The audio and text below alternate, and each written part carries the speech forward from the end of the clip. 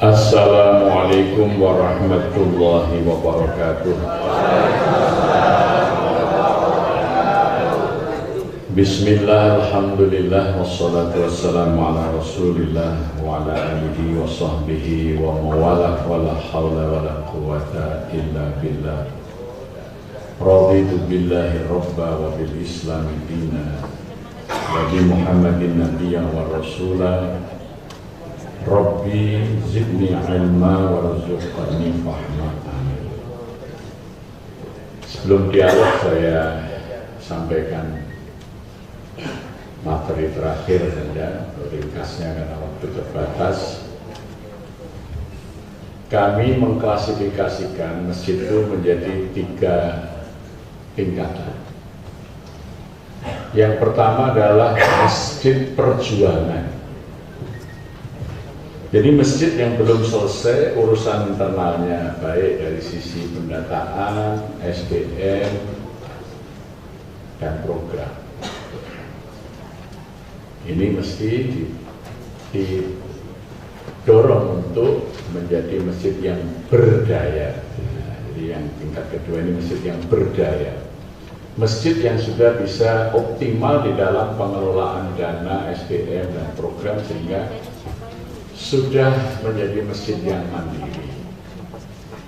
Yang ketiga adalah masjid pemberdaya.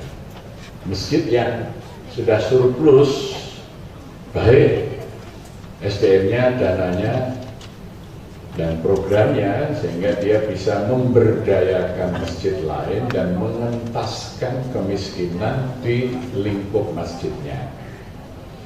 Jadi kami lagi banyak membuat namanya kolaborasi masjid pemberdaya. Beberapa masjid yang sudah di posisi ini kita berkolaborasi untuk membuat program agar setiap masjid pemberdaya itu mampu mengentaskan 40 kepala keluarga di sekitar masjidnya. Kalau dilihat dari sisi potensi, lebih dari 1%. Kalau itu anggap 1% saja dari total masjid dan mushola Indonesia yang 700.000, target kami 5 tahun ke depan itu ada 7.000 masjid pemberdaya. 7.000 masjid yang bisa mengentaskan 40 kepala keluarga miskin di sekitar masjid. Jadi kita bisa, harapan kita nanti ada 40 kali 7.000 orang miskin yang mentas dari kemiskinannya oleh program masjid pemberdaya itu. Ya, karena apa? Orientasi pemerintah itu sekarang mempertahankan kepemerintahannya. Jadi yang dipikir itu suksesi ke depan, ya, periode ke depan. Jadi rakyat ini kurang mendapatkan perhatian. Maka ini ladang amal soleh masjid untuk menyelesaikan problem bangsa ini dengan pengentasan kemiskinan melalui program-program masjid. Maka kalau masjid sudah menjadi masjid pemberdaya, pasti masjid ini akan mendapat dukungan dari masyarakat. Ya, seperti yang kami rasakan, program-program masjid yang dianggap sudah sangat membantu masyarakat itu supportnya luar biasa. Jadi contoh saja, kami itu tidak pernah, seperti kata Aida tadi, tidak ada kalimat meminta, itu tidak ada. Ya, misalnya kita mau masang lift 3 lantai, harga 720 juta. Kita hanya pasang spanduk, mohon maaf, apabila ibadah Anda terganggu karena dalam beberapa pekan ini sedang dipasang lift atau eskalator. Apa yang terjadi? Orang pada nanya, biayanya berapa Pak ini? Oh, 720 juta. Kalau kita mau ikut partisipasi bagaimana? 10 hari masuk 800 juta. Itu ketika sudah ada trust. Nah, maka saldo dari yang 800 dikurang 720 kan 80 juta. Ini langsung kita sumbangkan ke masjid lain yang sedang membuat tangga, tidak lift ya, tangga. Karena kebetulan di Jogja itu hanya 2 masjid saja yang pakai lift. Bagian besar pakai tangga. Nah, kita sumbangkan, nanti kita sampaikan kebutuhan untuk pemasangan lift, eskalator sudah tercukupi, maka ya wakaf atau infak Bapak Ibu Saudara untuk ini kami alihkan untuk bantuan ke masjid A yang sedang memerlukan biaya untuk pembuatan tangga 2. Maka mereka datang lagi, Pak Rijik untuk tangganya anggarannya berapa gitu ya. Jadi prinsip kami tidak boleh ada saldo dari program yang kita tawarkan untuk masjid kita. Saldonya harus sesuai program yang ditawarkan.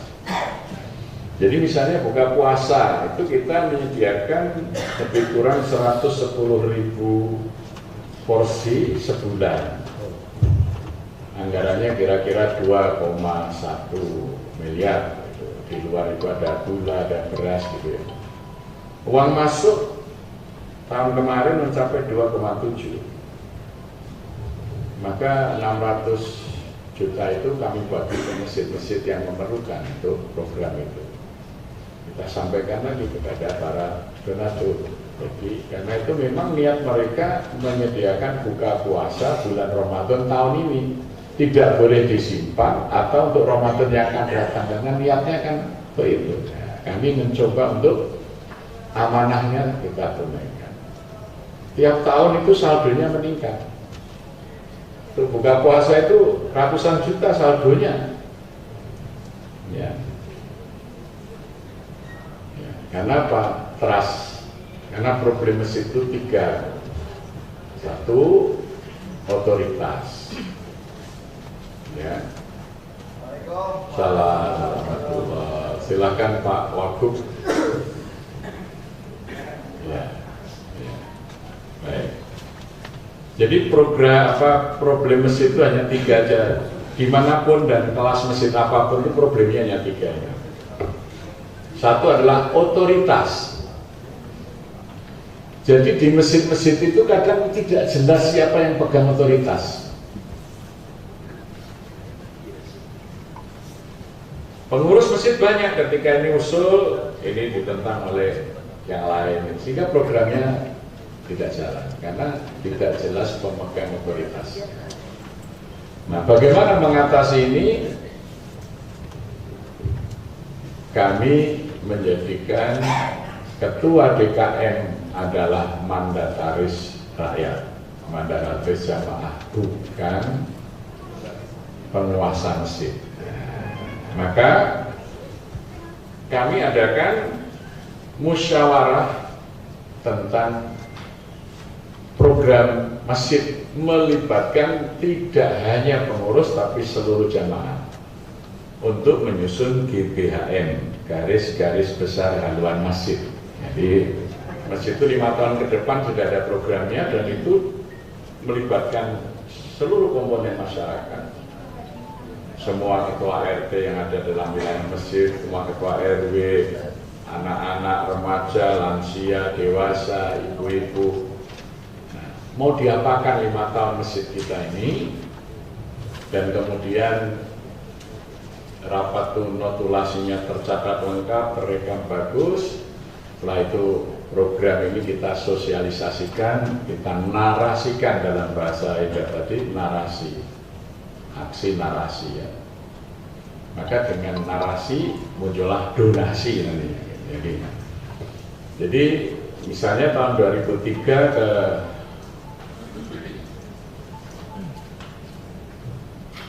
2008 itu narasi kami adalah menuju Jogokarian Kampung Islami. 2008, 2012 menuju Jogokarian Darussalam 1 ya. Nah, itu ada. Jadi ketua DKM Dan pengurus DKM itu tidak membuat program. Yang membuat program adalah rakyat atau masyarakat, sudah baku dalam bentuk garis-garis besar haluan masjid, ya. Sehingga ketua DKM ini tinggal melaksanakan mandat itu. Maka otoritasnya jelas, tidak ada pertentangan lagi, karena semua harus merujuk kepada blueprint yang sudah dibuat bersama. Ini bentuk solusi dari problem otoritas. Kemudian semua program yang dimandatkan itu ada rujukan. Kalau di Indonesia itu kan rujukannya Pancasila, itu sebagai filosofis konslah, sebagai dasar filosofis penyusunan undang-undang, gitu.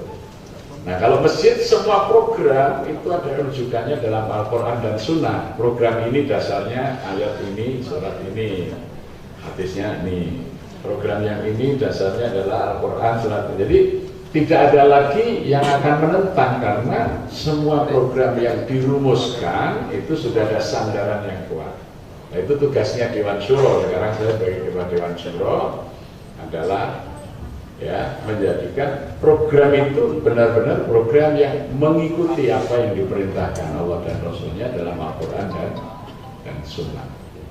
Maka tidak ada lagi problem otoritas. Yang kedua, problem trust. Maka transparansi, terutama berkait dengan anggaran, menjadi penting. Jadi siapa saja bisa mengakses keuangan masjid, ya, karena kita unggah di media. Bapak-bapak, ibu-ibu bisa mengakses laporan keuangan Masjid Jogokarian selama 26 tahun. Bisa. 26 tahun yang lalu mau dibuka, uangnya masuk berapa, dari mana, digunakan untuk apa, sampai hari ini bisa diakses. Siapa saja. Kemudian kita sudah melibatkan akuntan publik. Karena saya berpikir mungkin satu saat akan ada regulasi lembaga-lembaga sosial itu harus diaudit. Gitu. Mungkin kita harus siap. Jadi masjid sebagai sebuah lembaga sosial yang mengelola dana masyarakat itu harus siap diaudit.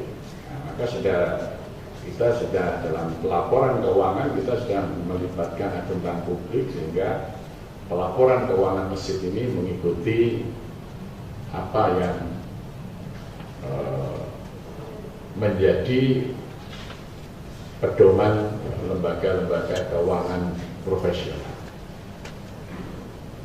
Maka kepercayaan atau trust itu sangat tinggi. Kemudian yang ketiga, problem kita adalah loyalitas. Banyak jamaah itu yang tidak loyal kepada masjidnya. Misalnya sholat Jumat jamaahnya 600, tapi infak Jumatnya tidak mencapai 600.000. Berarti apa? Ada yang tidak infak meskipun hanya 1.000, kan gitu. Ya. Maka kalau kami ada coba jamaah mandiri. Jadi kami buat program, biaya masjid dalam 1 tahun itu berapa, dibagi 12 bulan, dibagi 4 pekan, akan ketemu angka per kapita per jamaah per pekan berapa. Nah,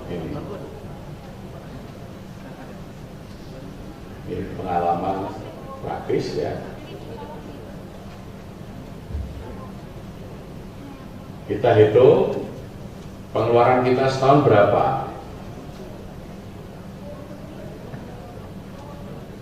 Nah, ini ketika kita kemudian peningkatan keuangannya itu tinggi, ya, terus. Nah, nanti yang mulai saya kasih warna merah itu adalah ketika sudah surplus kita investasikan di masjid, membangun hotel, hasilnya hotel untuk operasional masjid gitu. Jadi tidak disimpan. Nah, lanjut terus. Tuh, peningkatan keuangan terus.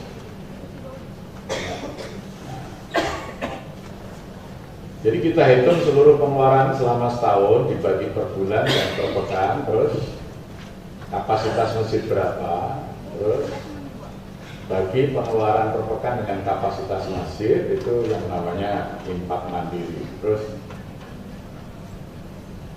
Terus langsung. Nah ini dulu Masjid Jogokarian tahun 2003 itu kecil sekali pengeluarannya itu. Dulu listrik hanya 250.000, air gitu ya. Mungkin sama dengan masjid-masjid kecil di sini. Ya. Sudah ada subuh kita beri minuman itu. Ya. Kalau subuh yang minimal kopi susu gitu. Terus Jumat ada minuman, tapi terus di tahun berikutnya kita sediakan makan siang. Ya, lanjut.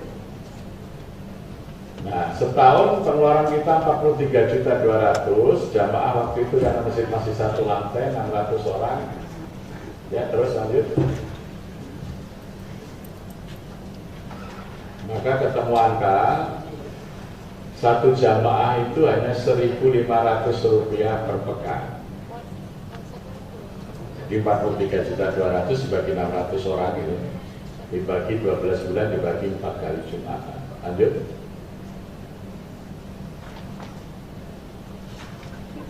Ini 2004-2006 masjid sudah kita renovasi jadi 3 lantai. Ya, lanjut. Ternyata lebih murah lagi. Per pekan ya hanya 1.995.000 dibagi kapasitasnya menjadi 1.350. Ternyata per pekan per jamaah itu hanya 1.477,78 rupiah. Tetap kita bulatkan 1.500. Kemudian kita bangun loyalitas jamaah, yaitu menjadi jamaah mandiri. Terus ini jamaah mandiri itu apa? Jika Anda berinfak Rp1.500 per pekan, Anda adalah jamaah mandiri. Jadi kalau dia Jumatan berinfak 1.500, berarti dia sudah bayar air sendiri, bayar listrik sendiri, bayar honor khatib sendiri, ya, bayar karyawan sendiri. Jadi berarti badannya mandiri. Jadi pahalanya penuh. Jadi ada orang yang sholat ke masjid, infaknya kurang, maka nanti pahala sholatnya dipotong air, listrik, bersihan, ya. Maka itu, jika Anda lebih dari itu berinfak, Anda telah membantu yang lain. Dan jika infak Anda kurang dari itu, ibadah Anda di masjid masih disubsidi. Jadi kalau kurang dari 1.500 per pekan, berarti ibadahnya di masjid dia disubsidi orang lain. Airnya dibayar orang. Banyak loh orang itu yang ibadahnya disubsidi banyak. Karena dia selalu berjamaah tapi tidak pernah infak. Dia dengarkan khotbah, dengarkan ceramah, tidak pernah infak. Berarti ibadah dia itu kurang sempurna karena masih disubsidi orang lain. Padahal murah sekali kalau dihitung. Ya. Meskipun demikian, kami dengan senang hati melayani Anda dalam beribadah di masjid dan mari bersama-sama memakmurkan masjid. Apa yang terjadi? Loyalitas. Orang tidak mau disubsidi. Makanya peningkatan terus. Nah, ketika surplus kita investasikan menjadi wakaf produktif. Ya, kita bangun hotel. Sekarang ini dari hotelnya Masjid Jogokarian per bulan saldo bersih di atas 40 juta. Hanya 13 kamar. Berkembang. Sekarang kita punya hotel baru lagi. Sehingga kita punya saldo bersih di atas 100 juta sebulan. Maka 100% infak itu untuk kesejahteraan rakyat. Dari bantuan modal usaha, agar jamaah dari mustahik menjadi muzaki, kebutuhan pokok, biaya pendidikan, sampai dengan perbaikan rumah, dana talangan pembelian rumah. Itu berapa satu saat ada seorang ibu-ibu janda anak 2 datang nangis ke masjid. Pak Ustadz, saya itu pegawai Telkom 2 tahun lagi pensiun, tabungan saya hanya 80 juta, belum punya rumah. Itu ada rumah mau dijual 380 juta. Saya sudah tanya ke bank syariah, Kalau saya pinjam 2 tahun 300 juta itu pengembaliannya di atas 500 juta. Nanti pesanan saya nggak cukup. Tapi saya ingin punya rumah bagaimana? Udah, kita belikan aja dulu rumahnya. Kita beli, perikatan jual belinya adalah penjual dengan masjid. Tapi nanti kalau itu sudah lunas, langsung balik nama atas nama itu. Kita krus pakai emas supaya kalau ada fluktuasi nilai rupiah, masjid tidak rugi. Waktu itu 531 gram emas antam, ya. Jadi ibu boleh nyicil tiap bulan 1,5 gram, 1 gram. 2 tahun pensiun melunasi, dan bahkan kemudian karena sudah menempati rumah itu 2 tahun, tidak ada biaya administrasi, tidak ada bagi hasil sama sekali, tapi beliau dengan kesadaran sendiri, saya hitung saja saya 2 tahun kontrak ke masjid. Ya. Jadi sekarang kita punya program, banyak warga yang meminta bantuan talangan pembelian rumah. Jadi kita sudah bisa nalangi sampai, ya terakhir ini nilainya sampai 750 juta untuk pembelian rumah. Ya. Jadi masjid itu bisa melakukan upaya-upaya membangun kesejahteraan rakyat ketika tadi sudah otoritasnya selesai, trustnya ada, maka loyalitas akan terbangun. Maka tagline-nya Masjid Jogokaryan adalah masjid adalah sumber kesejahteraan rakyat. Jadi masjid adalah sumber kesejahteraan rakyat. Tahun ini kita punya program beasiswa strategis yang bisa masuk Akpol, bisa masuk Akmil, bisa masuk kedokteran, kita berikan beasiswa khusus. Jadi karena itu nanti punya jabatan-jabatan yang strategis, gitu ya. Kemudian nanti ada jenderal yang biaya sekolahnya dari masjid, jadi jenderal masjid, kan gitu nanti ya. Iya, itu namanya beasiswa strategis. Nah, itu masjid bisa melakukan. Kita sudah memperbaiki 130 rumah yang kurang layak, ya, layak huni. Nah, jadi dari masjid yang tadi angkanya sangat kecil, ketika kita manage dengan baik, ternyata potensinya itu tumbuh luar biasa. Maka ya 2 bulan yang lalu ada imam-imam dari Amerika Serikat datang ke Jogokaryan, turun dari mobil, mereka itu saling melihat apa, ternyata setelah masuk tanya, kami penasaran, Masjid Jogokaryan ini jadi pembicaraan masjid-masjid di Amerika. Ketika saya datang, masjidnya sederhana sekali, bagus masjid kami katanya. Ini apa istimewanya? Lah setelah program kami, oh iya inilah. Nanti Pak Ustadz, ya itu orang asli Amerika ya, di organisasi ASEAN. Saya diundang ke Washington. 3 bulan yang lalu saya diundang di Wageningen, Austria, di Swiss, kemudian di Jepang. Jadi komunitas-komunitas itu bisa, bahkan saya diundang oleh organisasi pimpinan-pimpinan paroki Asia. Jadi karena profil saya pernah dimuat di majalah Katolik Asia, gitu. Jadi mereka ingin belajar bagaimana memakmurkan rakyat melalui gereja. Nah, tapi contohnya masjid, gitu. Ya. Jadi mereka mencermati, ini kok bisa masjid ini begini. Mereka pengen tiru bagaimana gereja juga bisa melakukan seperti itu. Ya saya sampaikan, mereka menyampaikan ada program di Jawa Tengah itu, di Purwodadi, di Grobogan itu ada satu desa namanya Desa Jaret itu. Mereka sudah membuat program-program ini, tapi program ekonominya diikuti, program budayanya diikuti, tapi kok jemaat kami belum banyak. Kalau Jogokaryan kan ikut program ini jemaatnya banyak. Saya bilang, ya mungkin cara ibadahnya aja disesuaikan dengan Jogokaryan, mungkin bisa ibadah. Guyon saya begitu, ya.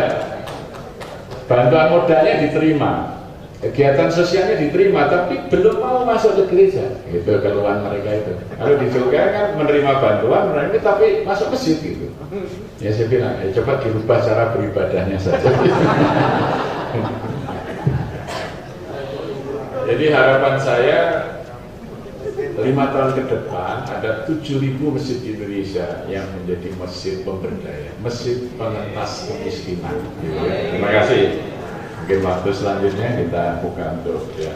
Assalamualaikum warahmatullahi wabarakatuh. Waalaikumsalam warahmatullahi wabarakatuh. Terima kasih Ustaz.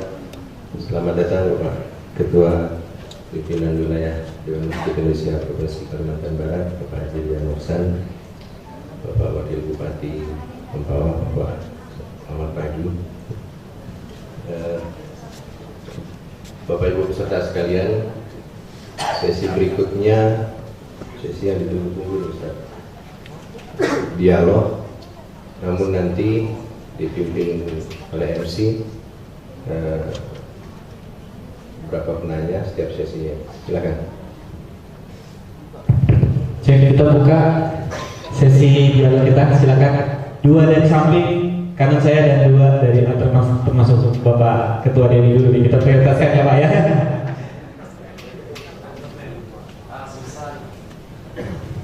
Assalamualaikum warahmatullahi wabarakatuh.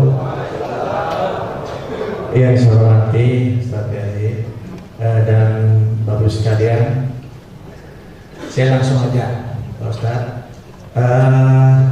Biasanya dalam satu masjid itu Pak Ustaz ya. Nah, jamaahnya biasa itu yang kita melihat Ustaz ya, banyak yang mau nerima daripada memberi. Contoh kami mengadakan pasar bahagia setiap minggu subuh di masjid kami di Azakir itu. Alhamdulillah setiap subuh Ahad itu, nah luar biasa sampai ke teras-teras itu penuh, atas penuh, bawah penuh sampai ke teras. Nah, tapi setelah selesai subuh Ahad, nah kembali subuh Senin, jamaahnya kembali ke saat depan. Nah ini, nah kemudian sudah berapa kali mengadakan, nah kita berupaya untuk motivasi, ya motivasi tadi kita memancing dulu Ustaz, ya memancing dengan kita adakan pasar bahagia ini kan mereka tuh kalau pulang kan belanja cuma-cuma, motonya bayar dengan doa. Terus setelah pulang sholat subuh itu Ustaz, mereka bisa belanja gratis. Jadi kita coba ini dengan tujuan untuk pertama mengajak mereka untuk membangunkan masjid. Nah yang kedua mengajak mereka untuk berimpak dari kita untuk kita, gitu. Seperti yang dilakukan Joko kalian dari kita untuk kita. Nah, jadi kita coba yang kita pertama kita subsidi dulu. Subsidi nah, sudah berjalan kurang lebih sekitar hampir 1 tahun Ustaz. Namun kondisinya memang belum bisa. Nah masyarakatnya banyak yang menerima daripada mau memberi. Nah ini Ustaz yang saya katakan. Nah kemudian yang kadang-kala tujuan kita, misi kita bagaimana mereka bisa membangunkan masjid walaupun tidak ada pasar bahagia, ya minimal separuh dari mereka lah bisa ikut gitu. Nah bisa ikut untuk sholat subuh berjamaah. Tapi udah 1 tahun berjalan, saya kan ya masih seperti itu juga Pak Ustaz. Ini mungkin ada tip-tip dari Pak Ustaz ya, bagaimana caranya supaya mereka ini ya bisa termotivasi. Nah, secara ajakan, nah saya sering motivasi mereka. Mungkin dengan sedikit kalimat-kalimat menyentil ya, saya sampaikan kepada mereka. Nah jadi tapi inilah kondisi dan situasi jamaah kita kadang-kadang ya. Nah banyak yang tangan di bawah daripada tangan di atas. Mohon maaf Ustaz ya, maaf ini. Nah, cuma memang kita juga melihat kondisi jamaah di sekitar lingkungan kita, tapi kalau kita ajak senang mereka itu masih bisa, masih bisa. Kenapa? Ya dari sisi perekonomian tidak juga terlalu parah lah. Ya, kalau untuk infak kesehatan masih bisa. Tinggal bagaimana kemauan mereka, kesadaran mereka.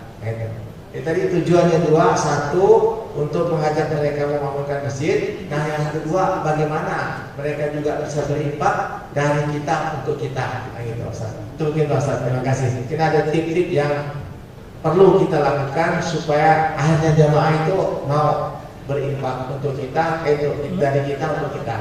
Ya, terima kasih Ustaz. Assalamualaikum warahmatullahi wabarakatuh. Baik, untuk pertanyaan pertama ini langsung dijawab oleh Ustaz. Jadi masjid sebagai baitut tarbiyah, tempat mentarbiyah masyarakat, itu harus melakukan pembinaan.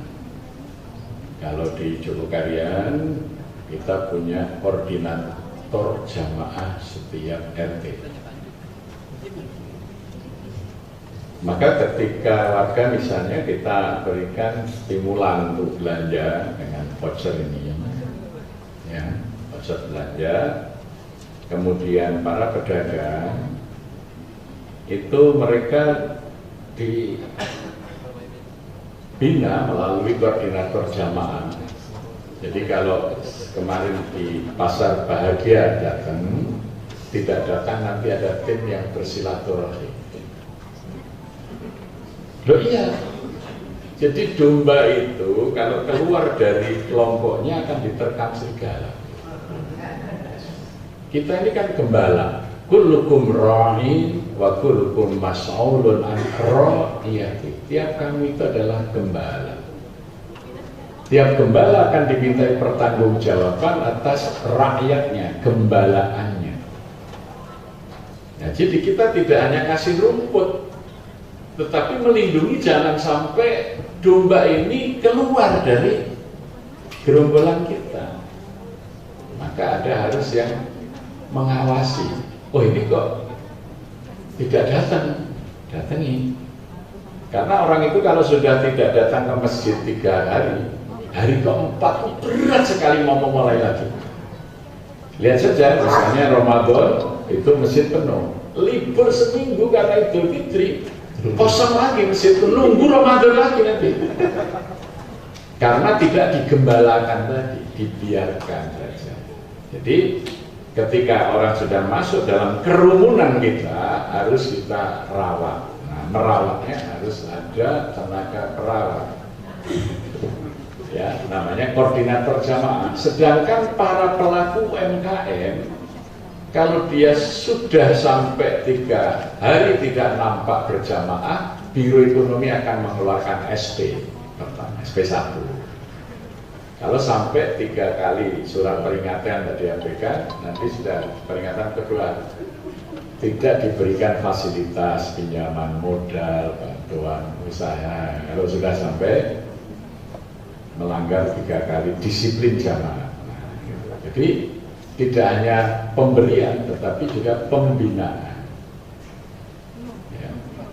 Diri kita sendiri aja lah. Coba kalau sudah berapa hari nggak ke masjid, padahal pengurus masjid, libur seminggu nggak ke masjid karena sedang tugas keluar kota, mau memulai lagi datang ke masjid itu, berarti itulah setan itu. Maka kita harus merawat jamaah dengan punya tangan-tangan. Nah, maka masjid harus punya koordinator jamaah. Kalau kami tiap RT, kalau yang muslim langsung ketua RT-nya itulah koordinator jamaah. Dia akan melaporkan si A, si B, kemudian ada pendatang baru, ada orang pindah, itu sampai ke masjid. Gitu ya. Ini misalnya ada pendatang orang pindah penduduk ke Jogokarian, nanti RT akan lapor ke masjid, Pak ini ada muslim pindahan. Ya, nah, maka akan kami undang untuk dikenalkan di masjid. Ya, warga masjid pengen kenal, jadi ini pendatang dari mana, apa pekerjaannya, jadi disambut oleh masjid itu. Ya. Jadi banyak yang mencoba juga membuat tadi kayak pasar bahagia, tapi bahagianya hanya seminggu sekali. Di luar itu tidak bahagia.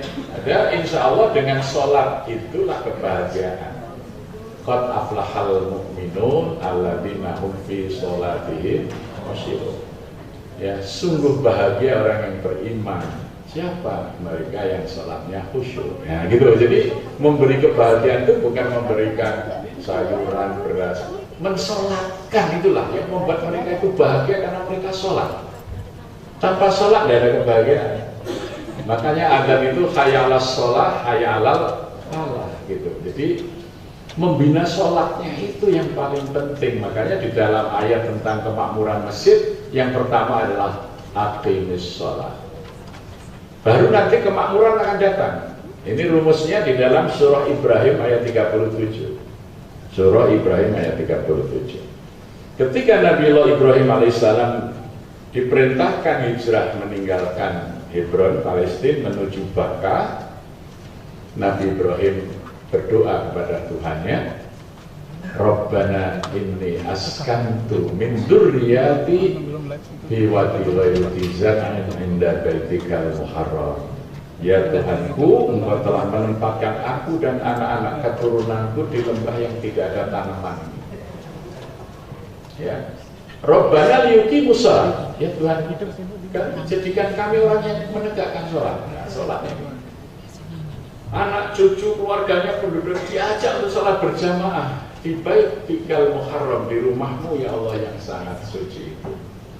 Maka nanti yang kedua apa? Rabbana waj'al af'idatan minan nas tahwi ilaihi. Ya Tuhanku, maka jadikanlah hati manusia itu ingin datang ke sini, datang ke tempat kami sholat ini. Kalau sudah terjadi itu yang ketiga, warzuq ahlahum minats tsamarat. Berikan pada kami rezeki, pada mereka anak turun kami itu berikan rezeki, karena di sini tidak ada tanaman yang tumbuh. Berilah rezeki minats tsamarat, bermacam-macam buah-buahan. La'allahum yashkurun, agar mereka bersyukur. Jadi tugas pertama DKM itu memobilisasi rakyat untuk aktif menegakkan sholat berjamaah. Kalau itu sudah bisa dilakukan, Allah akan mendatangkan orang untuk datang ke situ. Kalau orang-orang datang ke situ, maka rezekinya akan dibukakan oleh Allah untuk penduduknya di situ. Maka Mekah bisa hidup karena kedatangan orang yang umroh, yang haji, ya. Nah begitu. Kenapa orang datang ke sana? Karena sholat itu begitu jamaahnya banyak, tenang bersama-sama menegakkan sholat itu kebahagiaan yang luar biasa. Maka ketika kami mulai dengan menggerakkan sholat berjamaah, pasar bahagia ini hanya bagian dari memberi kebahagiaan, tapi pembinaan untuk sholat itu dilakukan. Maka yang kedua muncul apa? Waj'al af'idatan minan nas tahwi ilaihi. Dari mulut ke mulut orang bilang itu, ke Jogokarian lihat tuh subuhnya kayak Jumatan. Akhirnya tiap hari itu orang datang di waktu sebelum subuh. Jogokarian menjadi destinasi wisata subuh. Karena banyak orang datang, warga ya jualan sarapan pagi, jualan mie, jualan nasi goreng, jualan lontong sayur, laku semua. Bahkan kemudian berkembang. Datang dari mana-mana pakai peci hitam. Saya bilang kalau pakai peci hitam ini yang untung orang Gresik itu mau kawin presiden, maka kami desain peci batik Jogokarian. Akhirnya peci ini laris. 30 kepala keluarga di Jogokarian sekarang jadi pengrajin peci. Ya, meningkat dari peci ke bajunya nih, baju batik Jogokarian. Batik tulis saya tidak buat printing. Karena ada 8 pembatik tradisional yang tadinya sudah nggak laku, nggak kerja. Sekarang telat pesanan ini Pak. Ya, gitu. Kita buat desain khusus di batik dengan gambar bunga telang. Bunga telang itu saya jadikan tanaman rakyat. Kita keringkan jadi teh, jadi minuman telang, nasi telang, roti telang, gitu ya, itu menjadi identitas kampung Jogokarian. Sekarang pembatiknya kelarisan lagi. Itu warzuq ahlahum minas tsamarat. Itu jadi masjid itu nanti rezekinya akan datang. Dimulai dari apa? Menggerakkan sholat berjamaah. Pasar rakyat, pasar bahagia, pasar umat, macam-macam namanya itu hanya merupakan bagian dari menggembirakan orang yang sholat berjamaah di masjid, bukan menjadi program. Programnya adalah aqimis sholat, mengajak orang menegakkan sholat berjamaah itu.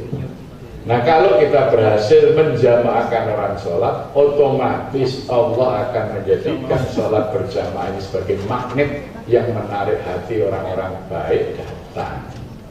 Ya, ada orang ikuti pasar rakyat ini, teriak, dia ikut menerima belanja. Setelah itu, Pak Ustadz, saya nitip 50 juta untuk pasar besok ya.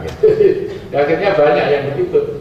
Tapi dia menikmati subuh itu karena sholat penuh, rasanya kayak di Masjidil Haram, nggak dapat masjid, sholatnya di jalan, gitu kan. Di situ selesai sholat belanja, itu kan seperti suasana di Makkah, di Madinah kan gitu. Nah, itulah yang menjadi magnetnya orang yang datang.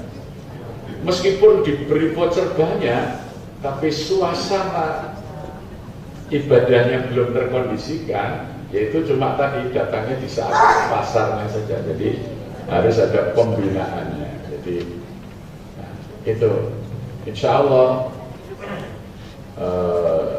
memang merawat masyarakat, merawat rakyat itu perlu kesungguhan. Maka kami punya semboyan, pekerjaan pokok kami adalah mengurus masjid.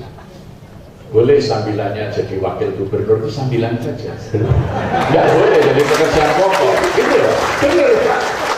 Ya, yang jadi direktur perusahaan, jadi dokter, itu sambilan. Pekerjaan pokoknya ngurusi masjid. Insya Allah jalan. Tapi kalau ngurusin masjid sambilan, nggak akan berhasil. Iya, karena ngurus perusahaan itu bisa diwakilkan. Pak Wagub sibuk, bisa ngasih disposisi kepada asisten, pada kadis, kan gitu. Tapi kepada Allah tidak diwakilkan. Nah, memang ini intinya, semangatnya di situ. Ya, jadi secara ideologis itu kita jadikan ngurus masjid itu pekerjaan utama kita. Jangan sampai ngurusin masjid adalah mengisi waktu loh. Ya, makanya kalau kita berdoa, Allah juga ngabulkannya kalau pas luang aja. Ini saya terkesan sekali ketika Jenderal Sudirman menjelang wafat. Itu Cokropranoto, Suparjo Rustam dulu yang awal itu melihat Pak Dirman itu selalu lolos dari sergapan musuh. Satu-satunya pemimpin tinggi Indonesia yang belum pernah ditangkap Belanda itu hanya Jenderal Sudirman. Maka tanggal 29 Januari 1950 Pak Dirman dinyatakan sakit keras kritis. Ini ajudan yang ngumpul termasuk Cokropranoto, kemudian Suparjo Rustam yang semuanya pernah jadi gubernur, dia nanya, Bapak, pasti Bapak punya jimat, kami menyaksikan Bapak selalu selamat dari sekatan. Pak Dirman, tolong jimat itu diberikan kepada kami. Pak Dirman mengatakan, benar, jimatku itu 3, aku wariskan kepada kalian, termasuk kepada anak-anakku. 1, aku selalu sholat di awal waktu. Sekalipun pecah perang, kalau waktunya sholat tiba, aku tegakkan sholat. Karena tidak mungkin seseorang akan disiplin kepada kesatuannya kalau kepada Tuhan yang menciptakan saja tidak disiplin. Fadhkuruni adzkurkum washkuruli wala takfurun. Ingatlah kepadaku, kata Allah, aku pasti mengingat.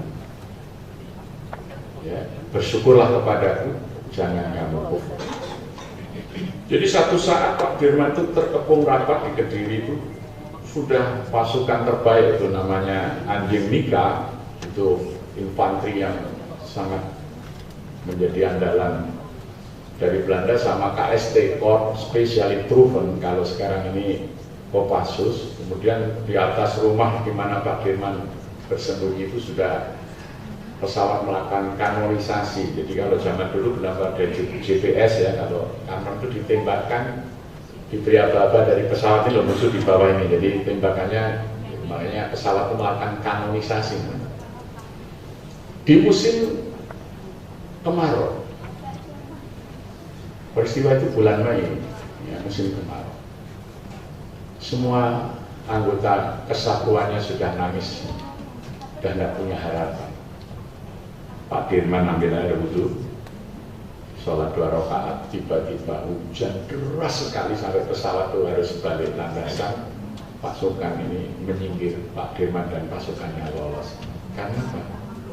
Ketika dipanggil Allah, Dirman kira-kira, Fadkurni, datang, hayala sholat, sholat. Tapi kalau kita hayala sholat, nanti dulu, rapat selesaikan dulu. Nanti ketika kita mohon, ya Allah ini gawat, musuh sudah datang, ya nanti dulu.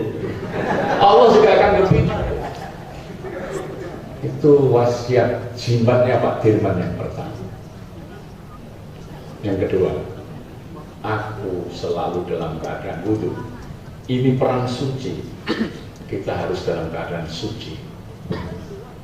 Maka kalau kita menempuh rute Napak Tilas Rute Geria Sudirman, terus ya pos pemberdayaan itu ada pajasan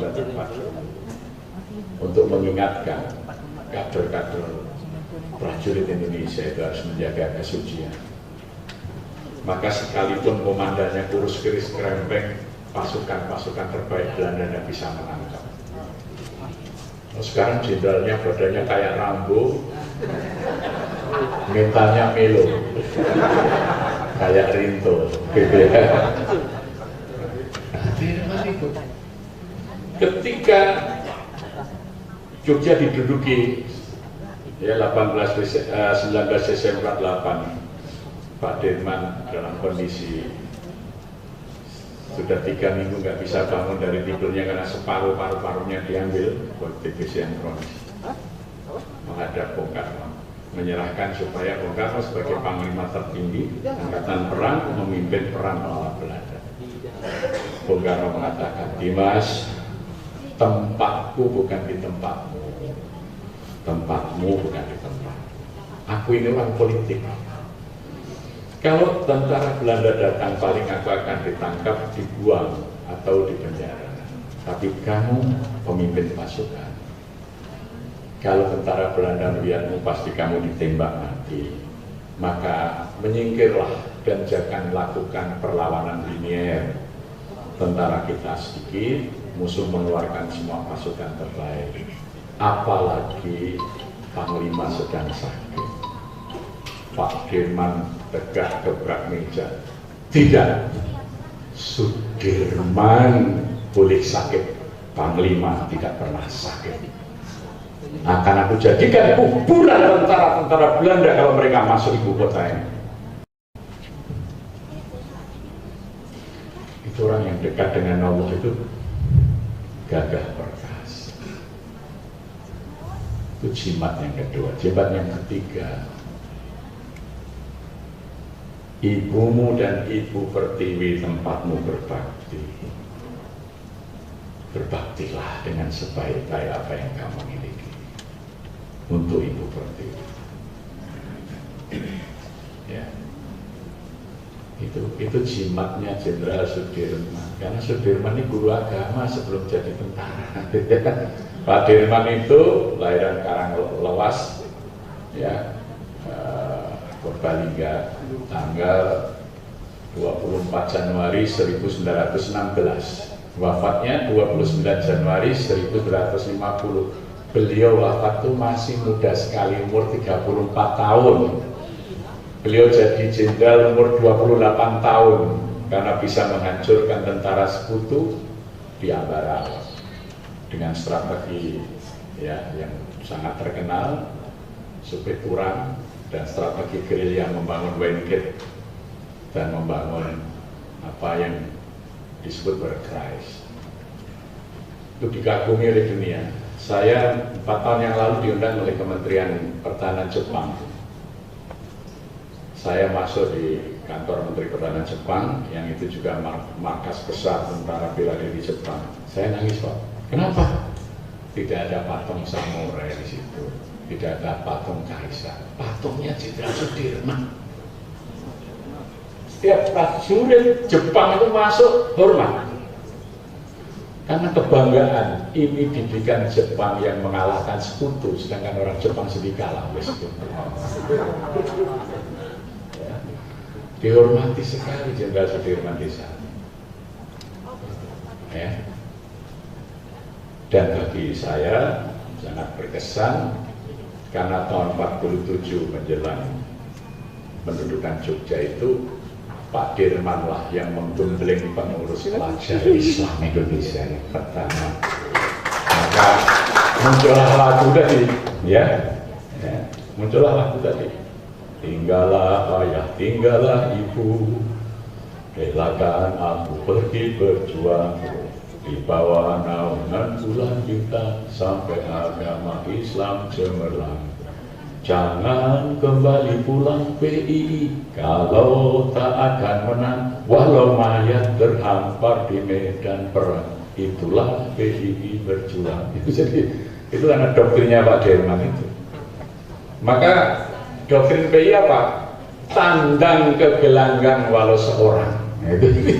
Tandang ke gelanggang walau seorang. Itu doktrinnya Pak Dirman kepada pelajar Islam Indonesia ketika pelantikan pengurus PII pertama. Ya, gitu. Jadi nafas perjuangan TNI itu tidak lepas dari nafas keislaman yang sangat kuat. Jadi Pak Dirman itu adalah jiwanya tentara nasional Indonesia.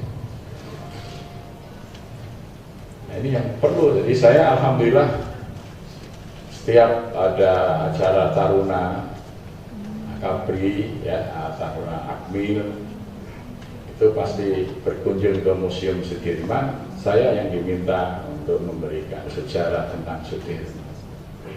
Ya, karena saya mendengar langsung dari Bu Dirman, dari anak-anak Sudirman, jadi kami dekat dengan keluarga Pak Dirman, jadi cerita-cerita tentang Pak Dirman itu ya luar biasa. 28 tahun sudah bintang 4 Pak Dirman itu. 34 tahun Jenderal Sudirman ada panglima besar. Beliau ketika mau wafat satu aja yang diucapkan, apabila Allah memanggil hari ini aku ridho, karena Indonesia sudah benar-benar merdeka. Itu kalimat terakhir yang diucapkan sebelum wafat tanggal 29 Januari 1950, usianya 34 tahun 4 hari. Ya, Masya Allah, sangat muda. Sekarang ini terlalu tua jenderal-jenderal kita mungkin. Tapi yang jelas tadi, Fadkuruni azkurkum. Jadi ayo kita coba ajak masyarakat kita ini ketika diseru bersegera. Nanti Allah kalau kita seru juga bersegera memberikan pertolongan. Jadi itu Pak, jadi merawat umat itu kewajiban kita DKN. Maka kita harus bismillah, bismillah dengan ikhlas, bersungguh-sungguh, Allah akan mudahkan semua. Allah mudahkan semua. Terima kasih. Baik, terima kasih Ustaz untuk sesi berikutnya. Lanjut. Kita langsung ambil karena udah satu tadi jadi 3 lagi ya. Wakil ibu dulu ya satu nih.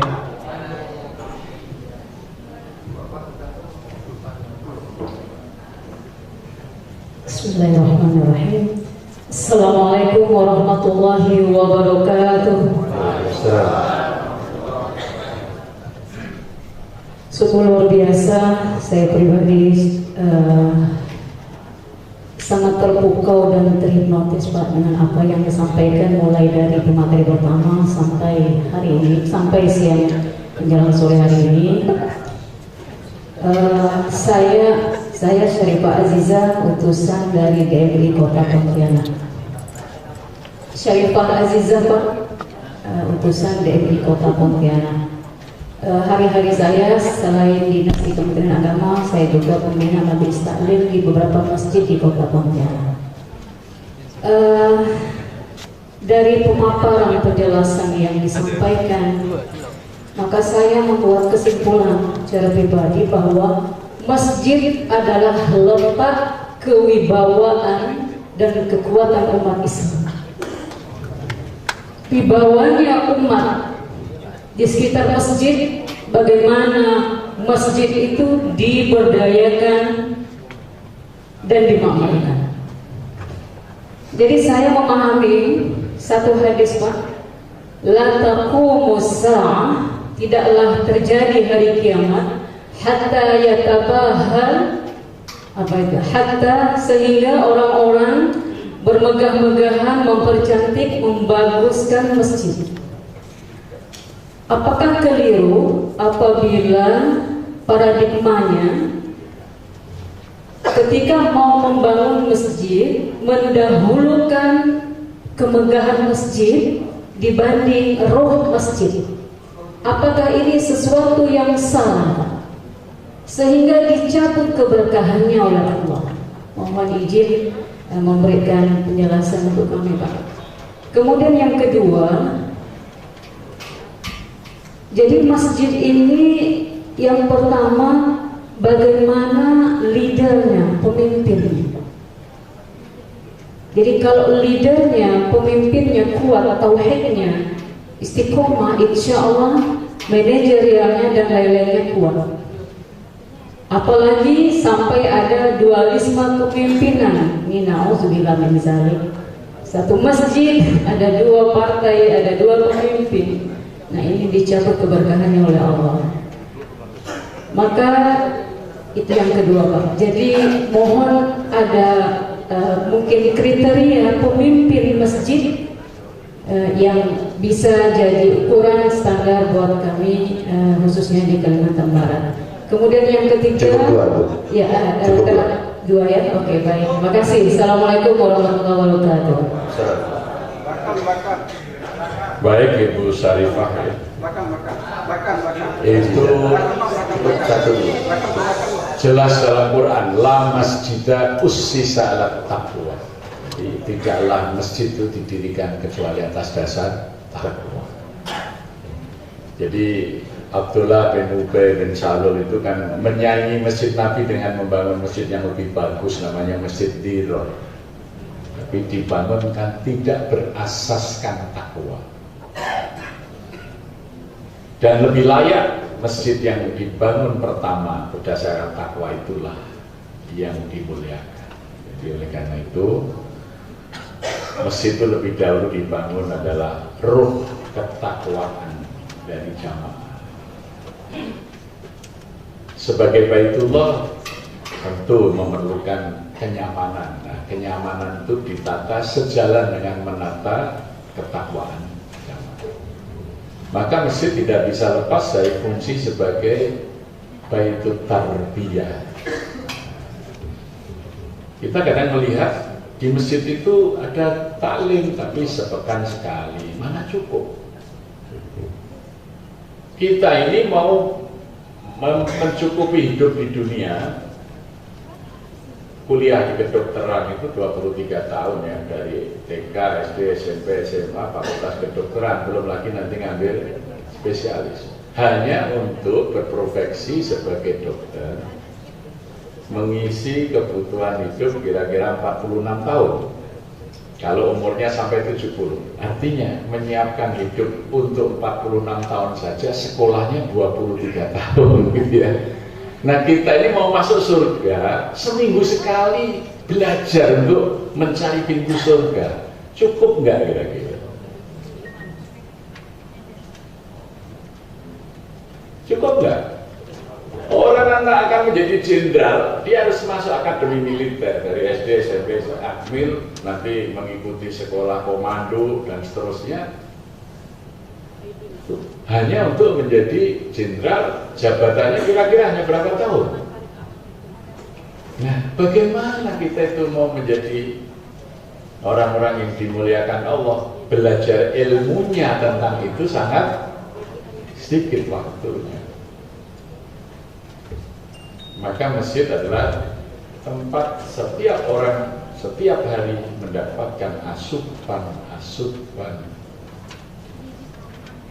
pintu-pintu ya kebahagiaan, maka hidup masyarakat akan bahagia. Nah, kalau seruan masjid itu betul, hayalah sholah, hayalah falah, hayalah sholah, hayalah falah, pasti akan bahagia masyarakat.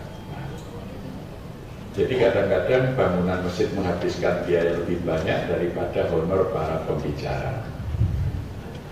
Ada masjid yang megah itu honor khotib Jumatnya hanya 500.000. Mohon maaf di Jogja gitu. Masjid kami sederhana ya, janganlah gitu. Jadi artinya orang itu berinfak banyak bukan karena melihat masjidnya yang megah, tetapi ketersentuhan hati ketika mendengarkan ceramah yang baik ya. Nah, jadi mesti dipikirkan, coba aja masjid bagus tanpa khotib yang bagus, tanpa imam yang bagus ya. Makanya tadi kita mulai aja masih dianggap aneh saya menggaji imam sebulan 10 juta itu. Tidak hanya itu, di masjid saya yang saya kelola di Gresik, imam itu saya kasih mobil dinas Innovari terbaru.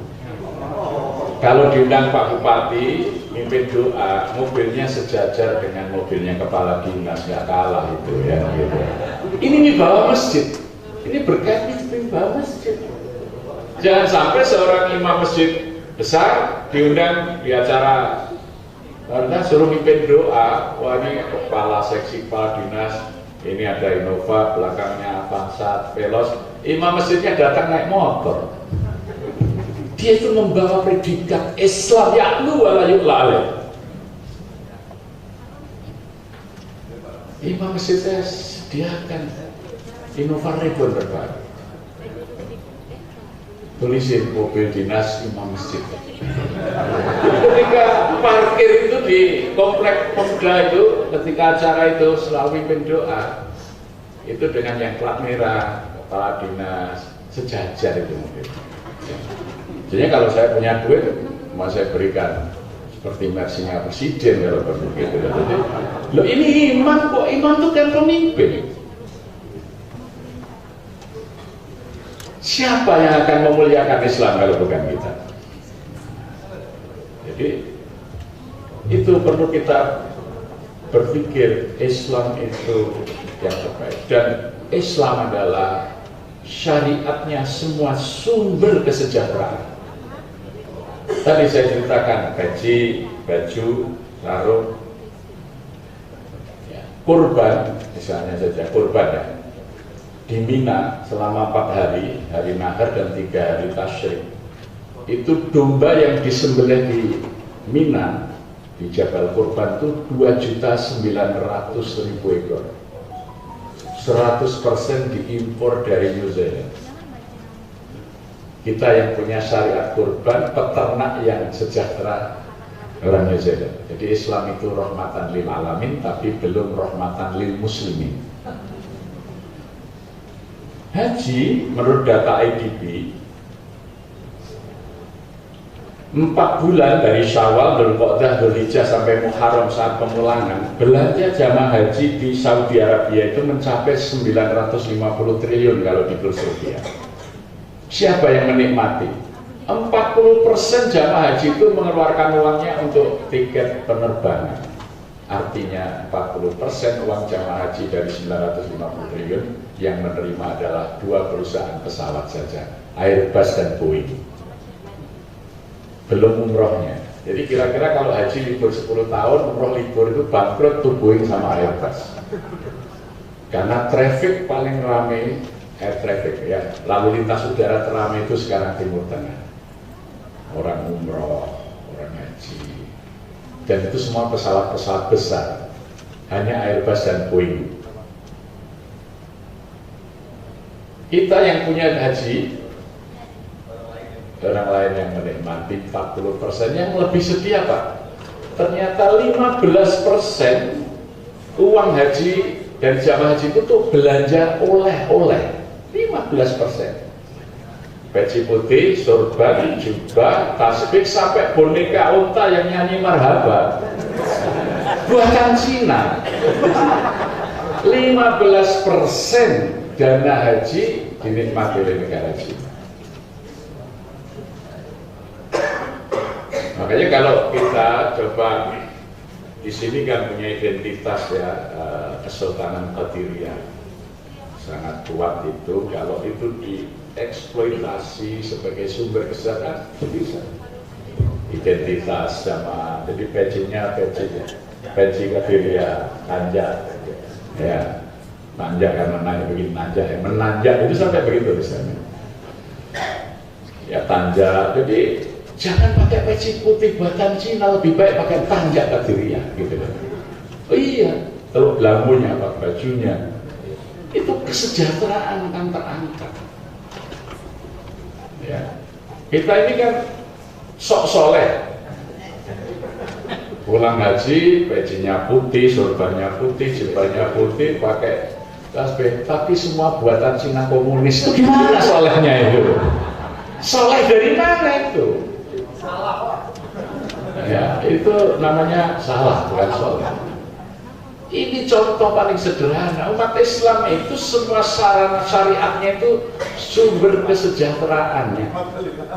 Sumber kesejahteraannya. Ya, jadi kami bukan karena kami ingin membuat Jogokarya, tapi saya hanya ingin memberikan bukti. Wong kita membuat peci saja, 30 kepala keluarga sekarang hidup dari membuat peci. 8 pembatik tradisional sekarang bisa hidup lagi. Ini tanggung jawab terhadap kesejahteraan jamaah itu. Nah, apalagi simbol-simbol kejayaan ya, kita tahu Sultan Abdul Hamid itu kan yang menjadi ketua panitia dan bahkan memberikan desain awal dari lambang negara Garuda Pancasila. Garuda Pancasila itu kan dari Kesultanan Qadiriyah itu. Ya. Artinya apa? Peranannya untuk Indonesia sangat besar. Kalau kita tarik ke tahun 1932, Sultan Sambas itu yang menginspirasi. Sultan Sambas itu berkirim surat kepada Syekh Amir Syakib Arslan. Dia bertanya, limada ta'akharul muslimin wa limada ta'akhodam. Kenapa umat Islam mundur dan umat lain maju? Suratnya Sultan Sambas ke Amir Syakib Arslan itu dijawab dengan buku. Judulnya sama dengan pertanyaannya Sultan Sambas. Itu kitab itu dibaca di seluruh dunia. Itu dari pertanyaan Sultan Sambas. Jadi Kalimantan Barat ini punya akar dan modal sejarah yang sangat kuat. Kalau ini didorong menjadi identitas masjid di Kalimantan Barat. Jadi Dewan Masjid itu membranding Kalimantan Barat dengan masjid dengan yang historis yang sangat kuat itu nanti ikutannya akan besar. Ya. Jadi misalnya batik Dewan Masjid Sumatera Barat ya gambarnya Garuda Pancasila, desain awalnya dari Sultan Abdul Hamid. Ya seperti apa dulu. Sekaligus edukasi bagi rakyat Indonesia dan terutama rakyat generasi muda Kalimantan Barat mengerti sejarahnya. Sumbangsih Kalimantan Barat untuk Indonesia itu apa? Ya. Jadi asas tadi ussisa ala taqwa. Jadi branding dari sebuah asas ketakwaan yang diekspresikan ya, dengan tadi semangat yang bisa membuat dunia mengenal. Kalau sekarang Jogokarya orang kenal maksudnya. Tapi dulu dunia kenal Sultan Sambas, istananya sudah nggak ada sekarang. Ya, sudah terbakar tahun berapa itu istananya. Tapi kitab-kitabnya masih dibaca di mana-mana. Kitab yang muncul dari suratnya Sultan Sambas itu di dunia menjadi referensi. Ya. Nah, apakah sekarang anak muda di Kalimantan Barat masih ngerti itu Sultan Sambas dengan pemikirannya? Maka Sultan Sambas itu dulu disebut Khalifah kelima. Jadi ada Abu Bakar, Umar, Utsman, Ali, yang kelima itu Sultan Syambas. Itu begitu kuatnya di dalam tataran sejarah keislaman dan keindonesiaan. Oke, mungkin lanjut lagi. Baik, Ustaz, mungkin satu lagi, Ustaz Solihin coba. Saya tanya satu, karena sebentar lagi kita akan langsung lanjut dengan penutupan. Bismillahirrahmanirrahim. Assalamualaikum warahmatullahi wabarakatuh. Nama Muhammad Solihin dari DMI Kabupaten Mempawah. Yang pertama, ini merupakan permohonan kepada DMI Provinsi Kalimantan Barat, karena materi hari ini betul-betul materi yang betul-betul merubah mindset kita, membuka pemikiran kita. Maka kami menyampaikan permohonan kepada DMI Provinsi agar kalau bisa menjadwalkan untuk meroadshow beliau ini ke setiap kabupaten kota, tapi khusus Mempawah. Karena apa? Penularan virus yang ada di beliau ini yang dibutuhkan pengurus-pengurus masjid yang ada di Kalimantan Barat, dan beliau adalah pelaku langsung. Maka dengan beliau bisa hadir, saya dari awal materi beliau, ya Allah, luar biasa sekali gitu, dengan pemaparan yang dikaitkan dengan sejarah Islam dan lain sebagainya, ini sangat luar biasa. Jadi itu permohonan yang pertama.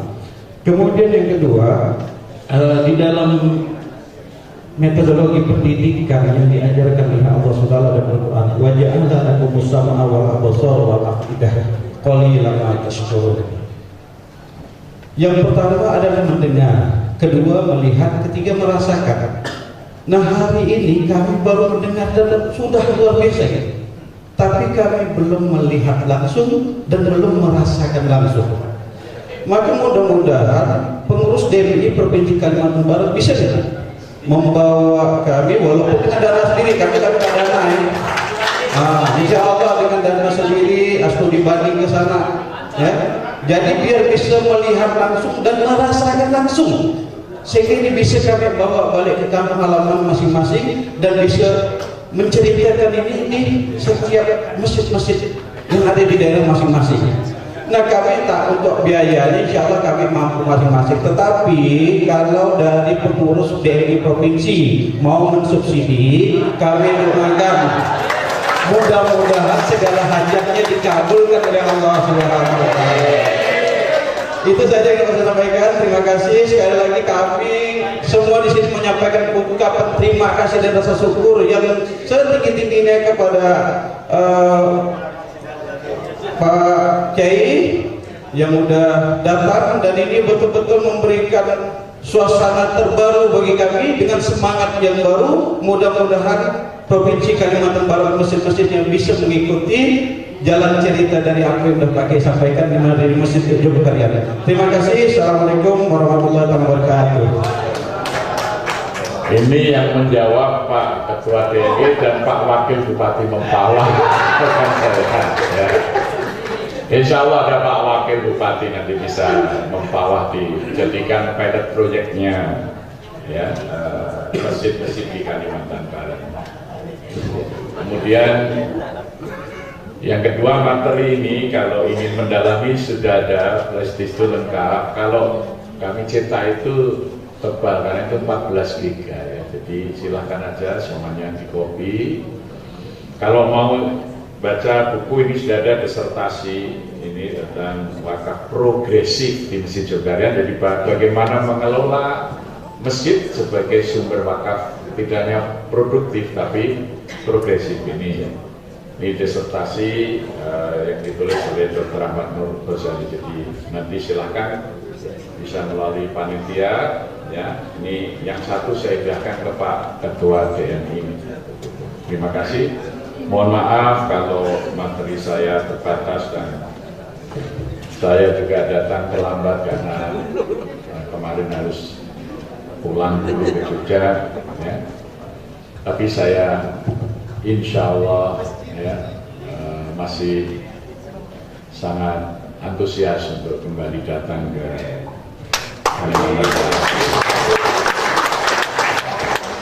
Karena di sini sumber-sumber sejarah banyak yang ingin saya telusuri, ya, mulai dari Kesultanan Sambas, Kesultanan Otiria, ya. Karena kalau saya sudah beberapa kali masuk ke museum Pontianak itu, kemudian saya coba baca banyak literasi, masih banyak yang belum terungkap, ya. Jadi mungkin kalau berkunjung langsung satu saat saya bisa banyak punya bahan inspirasi. Jadi termasuk apa yang kami lakukan di Jogokarian itu mengambil inspirasi dari tokoh-tokoh, termasuk Sultan Sambas, bagaimana pedulinya terhadap kemunduran umat Islam, bagaimana Sultan Abdul Hamid, ya, waktu itu memikirkan kenegaraan kita, sehingga beliau mengkaji bagaimana Garuda pertama kali itu menjadi simbol negara di kerajaan Pasai Aceh, ya. Jadi beliau tidak sekedar membuat Garuda Pancasila, beliau melakukan studi historis yang panjang. Mudah-mudahan silaturahmi kita tidak putus sampai di sini. Ya, apalagi ada kanda-kanda saya di PI dulu, Yunda di PI, ya, mengingatkan saya waktu ditempa di PI dulu. Jadi itu kekeluargaan yang erat, ya. Terima kasih. Assalamualaikum warahmatullahi wabarakatuh.